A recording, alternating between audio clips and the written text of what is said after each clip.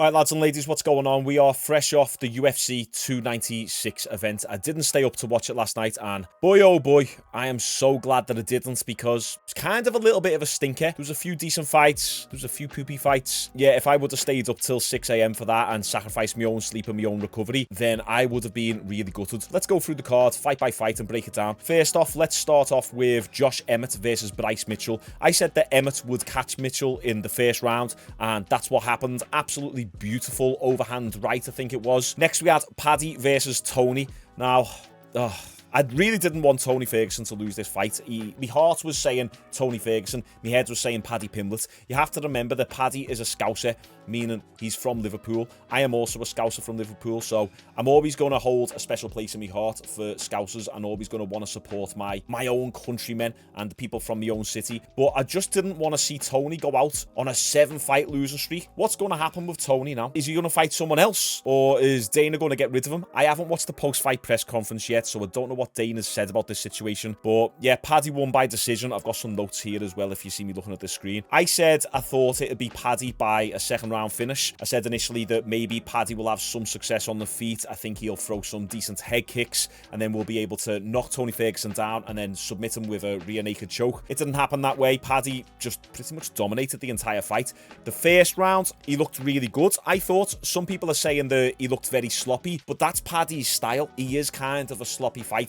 But we have to contrast this fight, the striking in the first round against Tony Fergusson, versus the striking in his last few fights. I thought he looked a little bit better, to be honest. I thought he looked more crisp. He was a lot faster than usual. He looked very powerful. I even said at one point in the fight that Paddy Pimblett looks a lot bigger than Tony. It looks like he's built a bit of muscle. And that's probably because he's been out for so long, and kind of like the Conor McGregor effect. When you can't fight because you've done your foot in, all you can do is lift weights. So if Paddy's been doing a lot of strength and conditioning work, or even just lifting weights, I think that represented itself in his frame, because he did look quite big, to be fair. Yeah, he had good kicks, and in the second and third round, Paddy just dominated and controlled for the full 2 rounds. One thing about Tony Fergusson as well, like I said it during the fight, is that I can't believe we're at this point in time where we say Tony needs to stay standing. There was a point in time in the past, in history, when if it went to the ground with Tony Fergusson, you were confident that Tony was going to find a submission. At one point, he had pretty decent wrestling, but the problem with Tony that I think he's got now is he's just too willing to accept the bottom position. He used to fight out of 10th Planet Jiu-Jitsu, which is Eddie Bravo's jiu-jitsu gym. So if you know Joe Rogan's best mate, Eddie Bravo, who believes in flat earth, he's got 10th Planet Jiu-Jitsu, and I don't think Tony trains from there anymore, but it just seems like fighters from that gym seem to just accept the bottom position too easily. I think it was DC who said Tony should really be focusing on creating a scramble and getting up to his feet, but he's far too comfortable and complacent in thinking that he's going to find a submission. When was the last time we seen Tony find a submission off his back? Can't even remember. I was a little bit gutted there because I don't want to see Tony Fergusson go out like that, but I'm kind of happy because I thought Paddy looked pretty decent. And I think that version of Paddy Pimblett last night, although people were saying it's a lose-lose situation where, okay, if Paddy wins, he's just beat old, washed-up Tony Fergusson. But I think that version of Paddy Pimblett is looking better. He's made decent improvements, and I'm a little bit more confident now about him going into, like, the top 15, maybe even the top 10. Is he going to fight in the top 5 and have success? Of course not. Like, that lightweight division is just stacked. But I do think that he could potentially maybe break the top 15 or maybe even the top 10 if he's able to continue stacking on these improvements and he doesn't get too fat in between fights. Right, that's that fight. Then I think it was just after the Paddy and Tony fight, Sean Strickland and Dricus du Plessis had a bit of an altercation in the crowd, and I'll get that up for us right now. Now, what was happening is Sean Strickland was sitting in the front row, and Dricus du Plessis was sitting 1 row behind him. Loads of people have been saying in the comments, whose idea was it to sit these fighters that close to each other? Well, apparently it's Dana White's decision. Now, I know Dana White doesn't like having fights at the event, but Sean Strickland is a bit of a madman. Sean Strickland was in the front row, and he done like a gun sign to Dricus du Plessis like that, and went boom, as if to shoot him. And Dricus went like that and ducked out the way and then said something back to Sean Strickland. You can't hear what they're saying. Then this is the altercation that happened right after that. So you see Sean jumps over, starts throwing shots on him. He lands 4 strikes, 5 strikes, like 6 strikes, few elbows in there. Sean Strickland disappears, is on the ground. Du Plessis is laughing. Where's Sean Strickland? Nowhere to be seen. He's still fighting with the security. Sean Strickland told Gilbert Burns' kid to get out the way. If we scroll back here a sec, you'll see what I mean. You see here, Sean Strickland's like, move out the way, and he tells Gilbert Burns' wife and his kid to get out the way. And even Yuri Prohaska is in there trying to stop the fight. But that was probably one of the most exciting fights on the card. Next, we went on to Stephen Wonderboy Thompson versus Shavkat. Another letdown. I didn't want to see Stephen Thompson lose this fight because, once again, just got a special place in my heart. I love his fighting style. Just taking a look at my notes here a second. So I said that Thompson's takedown defense hasn't looked great recently in the Gilbert Burns and Bilal Muhammad fights. But in this fight, his balance and takedown defense was actually really good. And I was a little bit annoyed at the commentary because I felt like they weren't really addressing that. They were talking about how good Shavkat is and all the mistakes that Stephen Wonderboy Thompson was doing, but not talking about the fact that he had really good takedown defense for the entirety of that first round. And also the first round was pretty close because Thompson landed the majority of strikes, whereas Shavkat just held Thompson up against the fence.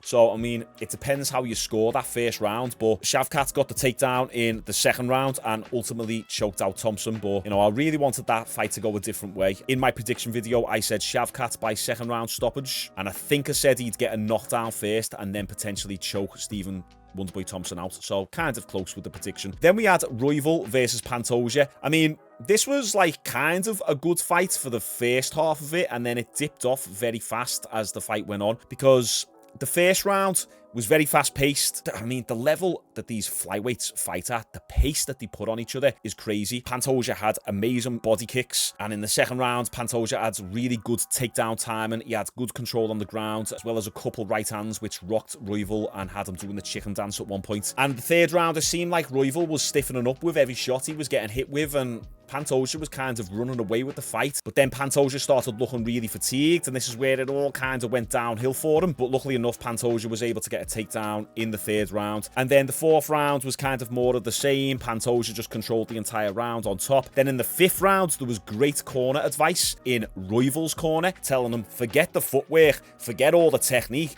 just get out there and win the fight. Go for it. And Royval comes out like a man on a mission. He does not stop throwing punches. It looked like Pantoja was drowning at one point, and Royval was like Max Holloway in this round, just pouring on the pressure. But luckily enough, Pantoja managed to get a takedown on Royval and stayed on top until the bell. I said that Pantoja would get a fourth round stoppage. He ended up getting the decision. And then finally, we have the main event.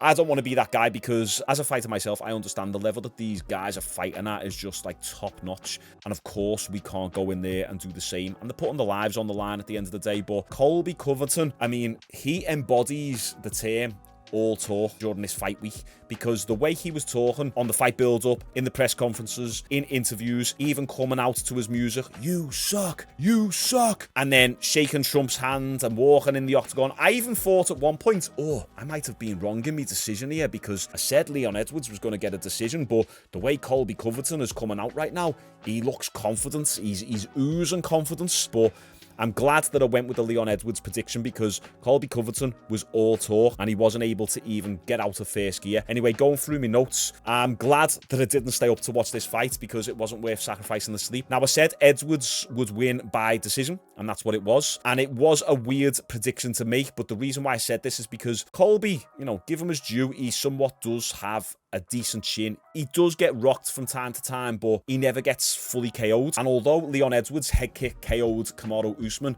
in their second fight, Leon doesn't throw with a lot of power. He's more of a precision striker than he is a KO artist. He's really fast and he's an expert at distance management, but he doesn't possess that one-punch KO power. I think he secretly does, but it's almost like he needs to unlock it in his mindset. One of the commentators actually said, does he have that killer instinct? And I don't think he does. I think Leon would much rather slowly pick his opponents apart than put them to sleep, which is good because it's a sign of a smart fighter. If he's going to put them to sleep, it means he's going to have to take more risks. But instead, Leon's just happy and complacent with just picking his opponents apart, which is cool, but it can make for a little bit of a boring fight at times. And funny I say all this because I was actually put to sleep myself watching the fight. And Colby definitely had a little bit of ring rust, but he couldn't get into his rhythm because Leon shut him down. So you can give Colby all the excuses in the world and say, yeah, well, it's ring rust, this and that. And I'm a Colby fan, but we have to accept that Leon Edwards shut Colby down because Colby knew that if he was to close the distance, he's going to get punished for it. He's risking getting KO'd. So even Leon Edwards was doing a little bit of an Israel Adesanya, just throwing a leg kick here and there. Wasn't really connecting with much. Leon Edwards came off decent in a few of the wrestling exchanges, but ultimately Colby got the better of him in those wrestling exchanges. But it was pretty much domination from rounds 1 to 4 by Leon Edwards, and then Colby found a little bit of success in the last round, but it was a little too late. And I even said in that last round when Colby Covington was on top and he was doing some little lame, crappy ground and pound that I guarantee he will stand up now and act like he's won the fight. You know what's going to happen here? Colby's going to stand up like as if he's won the fight, and then he's going to use this to argue as to why he won the fight, because he ended up on top and rained ground and pound down on him. See, Leon Edwards clearly won that fight, but Colby's going to use that now as his narrative. It's the only thing he's really got on his side, and I like Colby, but that was a clear, pretty much domination by Leon Edwards. How many title shots has Colby had? Like 3 title shots? Where's he going to go from here?